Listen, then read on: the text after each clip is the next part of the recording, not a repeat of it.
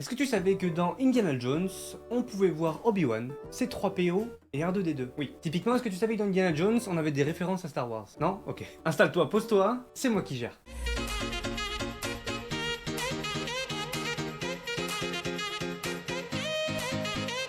Effectivement, aujourd'hui, on va parler d'aventure.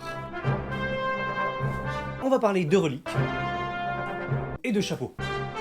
Et surtout, on va parler d'Indiana Jones en fait. Oui. Indiana Jones a été créé en 1980 par George Lucas et Steven Spielberg. Pour vous dire, moi en 1980, où j'étais... J'étais pas né quoi. Non, bah non, j'étais pas né. Par contre, George Lucas et Steven Spielberg, eux, ils étaient nés. Oui, ils étaient des dinosaures. L'idée d'Indiana Jones est venue lors de vacances de Steven Spielberg et George Lucas. Ils étaient les deux partis à Hawaï. Alors, tu vas peut-être me demander pourquoi ils sont partis en vacances ensemble. Je sais pas, peut-être pour se féliciter le champion ou je sais pas. Après, ça les regarde, tu sais, on n'est pas là pour juger. Et ici, on est là dans les 5 minutes à la con, pas dans les 5 minutes dont on... Pardon, oh la vache. Hop là, et... Oh, j'ai fait un croisé. Je peux reprendre? Tranquille? Merci. Donc Stevie et Georgie... Ils sont tranquillement sur la plage, tu vois, tranquille, les doigts de pied en éventail, en train de siroter un cocktail, sûrement. Et là, Steven Spielberg, lui, il se dit, j'ai toujours rêvé de faire un James Bond. Et là, George Lucas lui fait, attends, j'ai mieux que ça. Et là, il lui déballe le bazar.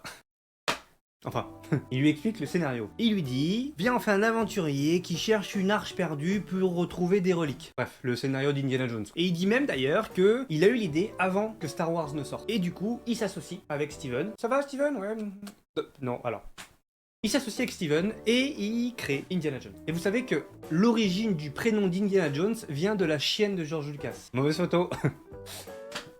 Effectivement, il est pas allé bien loin pour trouver le surnom d'Indiana Jones. Non, ouais, c'est son petit chien, sa petite chienne, qui lui a inspiré. Pourquoi? Parce qu'elle s'appelle tout simplement Indiana. D'ailleurs, c'est pas la première fois que George Lucas se sert de sa chienne comme référence. Ça me fait toujours rire, je sais pas pourquoi, pardon. Chewbacca a été créé grâce à la chienne de George Lucas. Ouais. Tellement elle était poilue, bah, du coup, il en a été inspiré pour Chewbacca. Et d'ailleurs, on a pas mal de références à Star Wars. Déjà, on a Harrison Ford. Voilà, tu l'as reconnu, tu sais que c'est l'acteur principal d'Indiana Jones.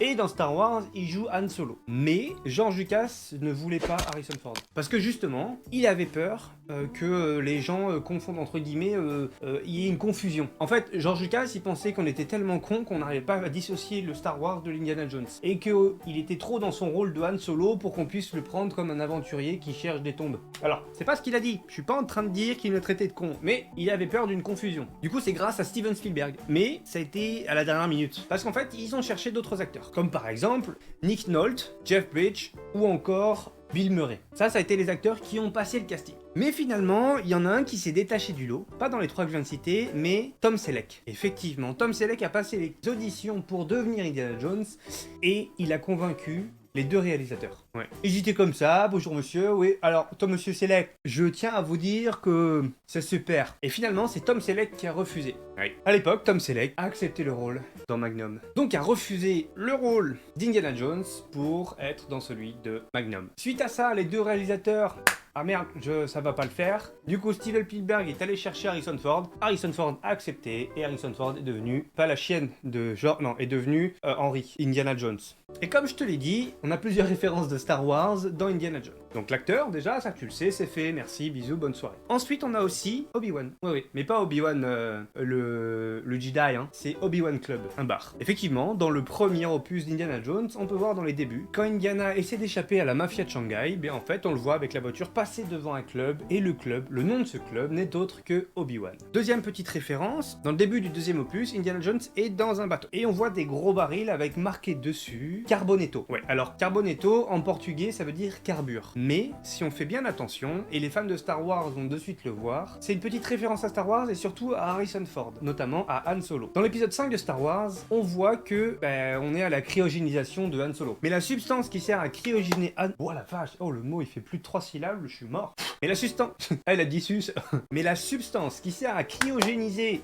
Ah ben voilà, quand tu veux. Donc la substance qui sert à cryogéniser Han Solo dans Star Wars n'est autre que de la carbonite. Oh, tiens, Carbonetto, carbonite. Alors, ok, peut-être un peu tiré par les cheveux. Mais on a aussi cette référence qui est bien plus prononcée pour Star Wars. On est sur la scène de la découverte de l'Arche d'Alliance. Indiana Jones va ouvrir et on peut voir sur le pilier à sa gauche, comment dire, des hiéroglyphes. Et si on fait attention à ces hiéroglyphes, on peut remarquer C-3PO et R2-D2. Oui, ils ont été mis en hiéroglyphes. Ils sont juste derrière. Et c'est des petits trucs cachés comme ça. Une petite référence aussi sur la plaque d'immatriculation d'immatriculation, décidément les plaques d'immatriculation. Sur la plaque d'immatriculation de l'hydravion, on peut y voir marqué OB, CPO, le premier droïde qu'on voit dans les premiers Star Wars. Alors, réponds pas R2D2 parce que c'est pas celui-là, non. Le premier droïde qu'on voit dans Star Wars, c'est C3PO. Et le maître, la légende, Obi-Wan. OB pour Obi-Wan, CPO pour C3PO. Et voilà YouTube, c'est la fin de la vidéo, j'espère qu'elle t'a plu. On se retrouve pour un nouvel épisode la semaine prochaine. N'hésite pas à t'abonner, à mettre la cloche, à dire que t'aimes bien, que t'aimes pas.